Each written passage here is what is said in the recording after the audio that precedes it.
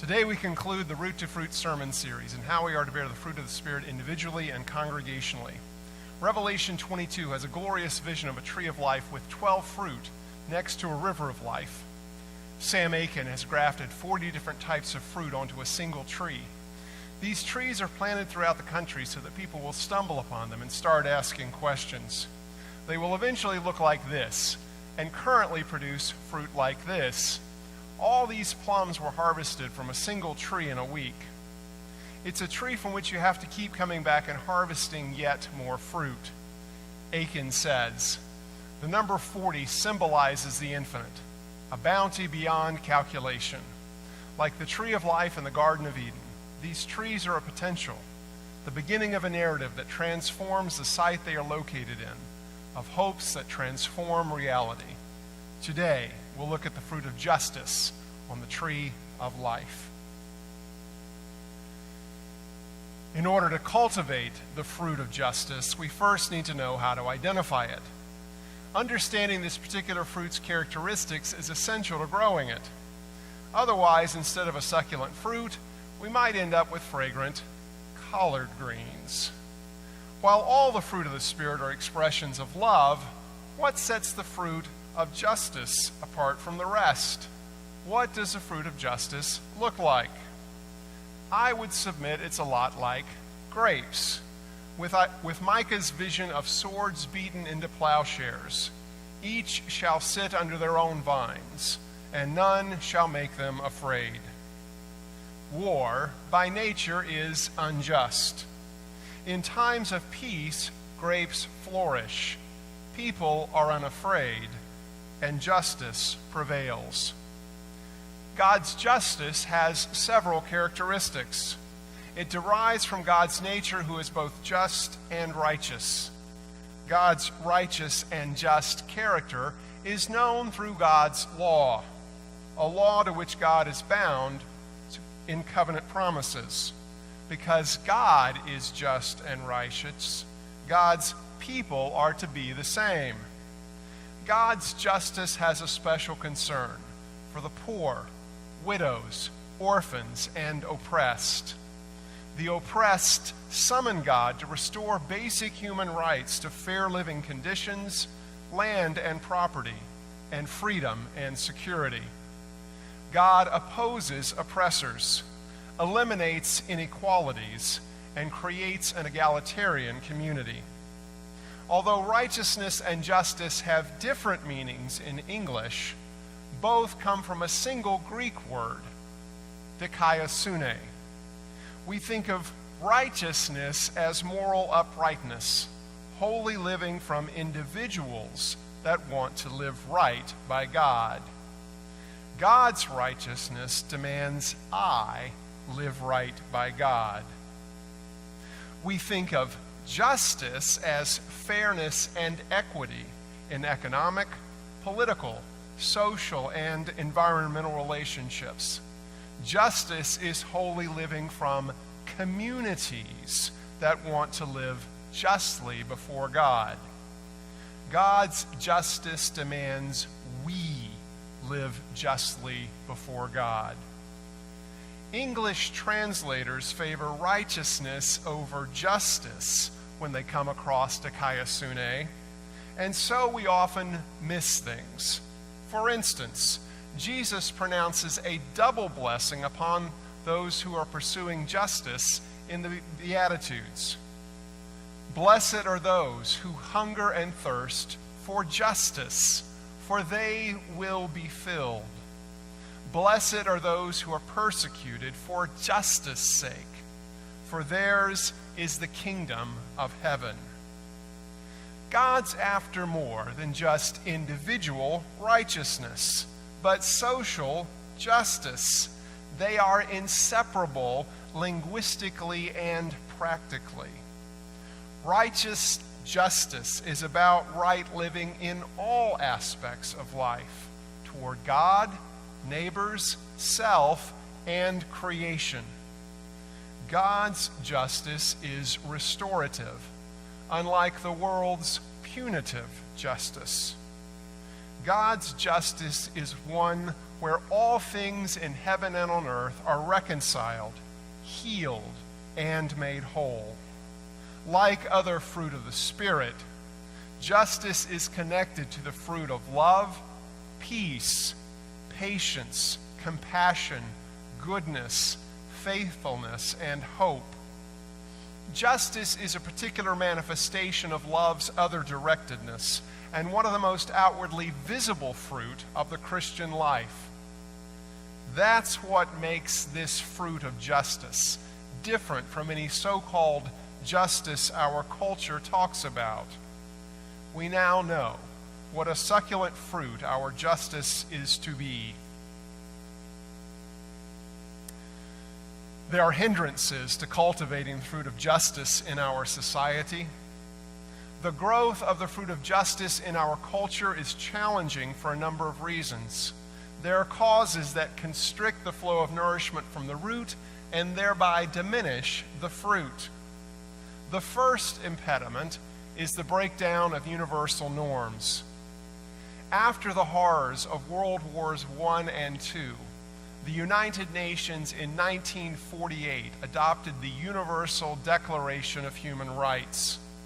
This includes civil, political, economic, social, and cultural rights that are the basis for international law. This declaration states these rights are universal and for all people, everywhere. The universality of this worldwide consensus is now called into question. There are three main challenges. One is the Islamic rejection of so-called Western values. Postmodernism's suspicion of their universal nature, and East Asia's assertion of greater focus on community norms. Each rejects the universality claims as a Western ploy. A second impediment is staggering global need. There are 28 million men, women, and children living with AIDS in Africa. Generations of families, teachers, workers, and farmers are being lost. Syria's 6-year civil war has killed 327,000, displaced 6 million, and made 5 million refugees. Globally, every 4 seconds, 1001, 1002, 1003, 1004, someone dies of hunger or hunger-related diseases. Basic health care and nutrition for every person on earth is less than the annual cost of pet food in the US and Europe. More than 113 million children are without access to basic education. 60% of them are girls. 8 billionaires have the same wealth as half the world's poorest population, 3.6 billion people. Disease, war, hunger, health care, nutrition, education, and wealth distribution are staggering global needs whose deadly effects are concentrated among the poor and oppressed. These global needs raise questions of justice that can only be ignored at the cost of our souls. The third impediment is hidden privilege. Suburbia hides a number of justice items from us. The suburbs were created as middle-class enclaves from inner-city poverty, so poor people of color are unseen. In 1994, the Ohio Supreme Court declared our property tax system unconstitutional because it denies equal opportunity to children under the law. 23 years later, our General Assembly has yet to ensure rural and urban children receive the same educational opportunities as suburban children. Suburbia isn't sustainable financially because municipal infrastructure costs are never recouped from homeowners' property taxes. It isn't sustainable socially because separating poor cities from richer suburbs is bad for everyone. It isn't sustainable ecologically because the suburban lifestyle of individualized appliances, vehicles, lawnmowers, and more cannot be maintained. The average American drains as many resources as 35 Indians or 53 Chinese. We have 5% of the world's population and generate half the world's trash. As long as we're unaware of our complicity in economic, social, and ecological systems of injustice, we cannot address them. These systems conspire to hide our privileges, so these injustices remain unaddressed. A breakdown of universal norms, staggering global need, and hidden privilege are impediments to cultivating the fruit of justice. Knowing the distinctive characteristics of the fruit of justice and the cultural impediments to cultivating it, what might we do? Given the vision of the tree of life with the succulent fruit of justice ripening to be shared, how do we bring it to harvest with these social challenges? What are some resources to dilate the root, to sweeten the fruit of justice? There are several enhancements, one being remembering our story. The land of Israel was at the crossroads of the Egyptian, Assyrian, Babylonian, Persian, Macedonian, and Roman empires. As such, it was often under the heel of oppressive imperial policies. Midwives Shiphrah and Puah resisted Pharaoh's orders to kill baby Israelite boys. The Exodus, God's decisive action of justice on behalf of oppressed Israelite slaves, is the foundational story of Judaism. Imperial injustice is overturned by God's hand. Freed from imperial tyranny, Israel takes God as their king at Mount Sinai and covenants to be a people of justice. King Solomon's injustice of enslaving Israelites to build the temple leads to the northern kingdom seceding. The Assyrians destroyed the northern kingdom of Israel, killed those who resisted, and deported the remainder to build city walls, canals, and restore temples. The Babylonians destroyed Jerusalem and deported the elites to Babylon to be re-educated, serving like Daniel, Shadrach, Meshach, and Abednego in the courts of Babylonian and Persian kings. A fiery furnace awaited Daniel's friends, while a den of lions was prepared for him, yet each resisted injustice. Esther, secretly a Jew, was a wife of the Persian king Xerxes, and she overturned the death sentence for Jews throughout the empire. Macedonian king Antiochus Epiphanes controlled Israel and outlawed Judaism. Yet people resisted injustice and kept the faith even when tortured and killed. Fast forward to Calvary, when a prophet from Galilee, claiming to be the king of Israel, is tortured and killed by the Roman Empire. Jesus resisted injustice all the way to the cross. The resurrection, God's decisive action of justice on behalf of oppressed humanity, is the foundational story of Christianity. Imperial injustice is overturned by God's hand.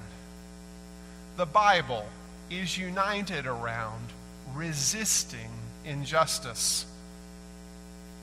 A second enhancement is integrated worship and justice. Early church deacons took the weekly worship meal leftovers to feed the poor in the cities because love of God and neighbor are united. Their worship wasn't a private event separate from their public lives, but formed a continuous whole. Worship didn't end when the service was over, because service to God by doing justice is ongoing. The worship God chooses is to loose the bonds of injustice and share our bread with the hungry. Entering to worship and exiting to serve, they understood that justice and worship are inseparable, each expressing the intertwined love of God and neighbor. They knew there was no individual righteousness without social justice. Despite our sociocultural impediments, when we remember our story and integrate our worship and service, we can help grow the fruit of justice. As we consider the cultivation of the fruit of justice in our individual and congregational life, there are some reflection questions. As we gaze upon the tree of life and the succulent fruit of justice we are called to produce, let us consider what being rooted in this particular culture means. How have cultural, punitive, retributive ideas about justice skewed our understanding? What would restorative justice look like personally, congregationally, nationally, and beyond? What effects on the church's witness occur when churches choose individual righteousness or social justice, celebrative worship or compassionate ministries? Why is maintaining this dynamic tension important? How might awareness of global needs inform our prayers and encourage action? A faith community is necessary to carry on the fight for justice. How might partnering with a sister congregation in the urban core open our eyes and hearts to be more just? The fruit of justice isn't just limited to a past tree in the Garden of Eden, nor is it located only in a future New Jerusalem. We are called, individually and congregationally, to cultivate that fruit in the here and now, in this particular place, and among the specific communities where we live. Out of receiving God's restorative justice, we are then to graciously give to others that plentiful fruit that is both gift and task with those among and beyond us. God has provisioned this church, this ship, this ark of salvation and vessel of grace with justice aplenty and more, not just for us, but for friends, neighbors, strangers, even enemies. Fruit of justice from the tree of life, a tree from which we have to keep coming back and harvesting yet more fruit, a bounty beyond calculation. Like that tree of 40 fruit, we were planted here 27 years ago to begin raising questions within our community, beginning a narrative that transforms the site we are located in. of hopes that transform reality by sharing God's restorative justice, fruit by fruit and week by week, until all taste and see that the Lord is good. Baskets overflowing with sweet grapes, the fruit of justice, more than enough for us and all the world. Thanks be to God. Amen.